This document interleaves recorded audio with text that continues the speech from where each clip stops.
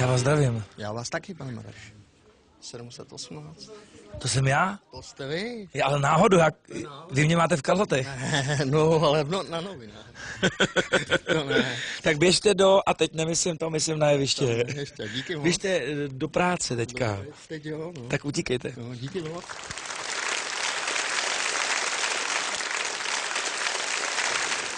Dobrý den. Dobrý den.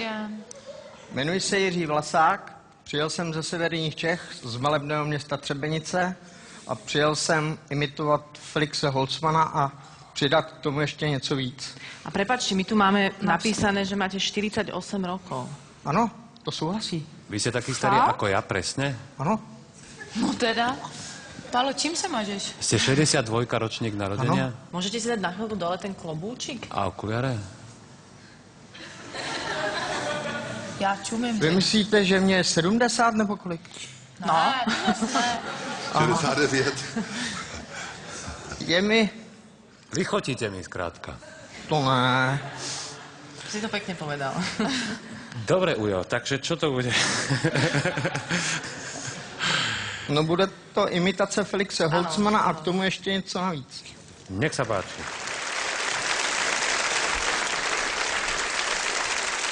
No ale já si teda počtu aspoň ty noviny, než půjdu domů. Tak abych se podíval aspoň, co v těch novinách je. Tady třeba píšou, je inzerát, za mírný poplatek půjčím svoje 2 kozy. Jo, to jsou kozy. Co pak tady?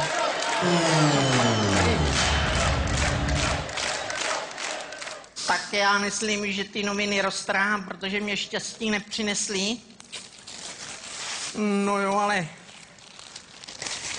jo, ale mamina to mít radost nebude, protože jsem jí slíbil, že jí přinesu ty noviny. Tak, abych z nich udělal zase aspoň něco novýho. Něco novýho, nějaký nový noviny. Aspoň nějaký nový noviny. Kdybych jí přines.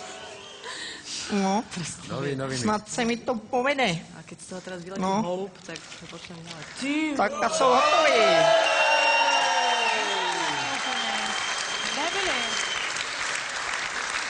Takže já vám děkuju za pozornost. Já vám děkuju za pozornost. Počkajte. No. Toto ja som nevidel. Pane Bože, Ježíši Kriste.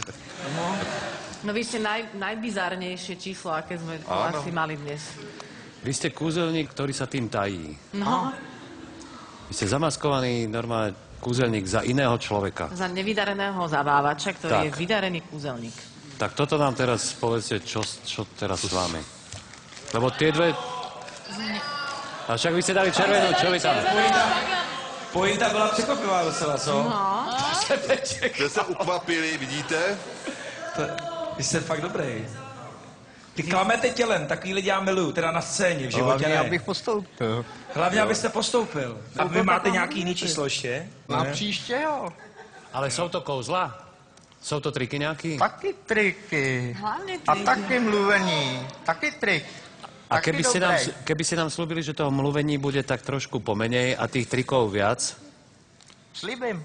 Tak Já jo. totiž... Postoupil jste. Díky. Postoupil jste. Jsme měli takový bizarnosti, tomu byste ani nevěřili. Podívejte se sami. Dobrý večer. večer. Jmenuji se Milan Linhart, jsem Tamek je ta rovina, to znamená z Kolína.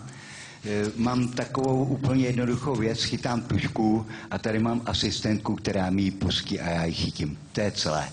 toto ste sa, ako ste k tomu došli, že toto tak ako Já nevím, predvádzate? prostě odmala jsem vždycky něco chytil. Když něco letělo třeba... Ja to mám s holkama.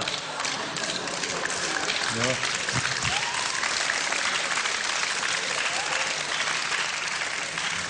No dobre, tak skúsme teda, že pripravte sa.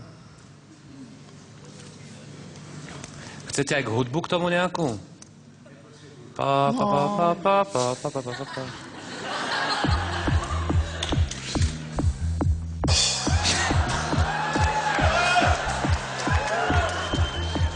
Hello?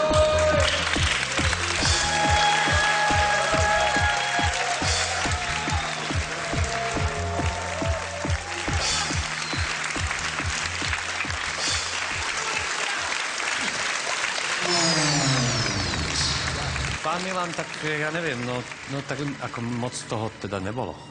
Náhodou. Takže Ani to děkujeme. není ani o nápadu, takže... Že byste ještě...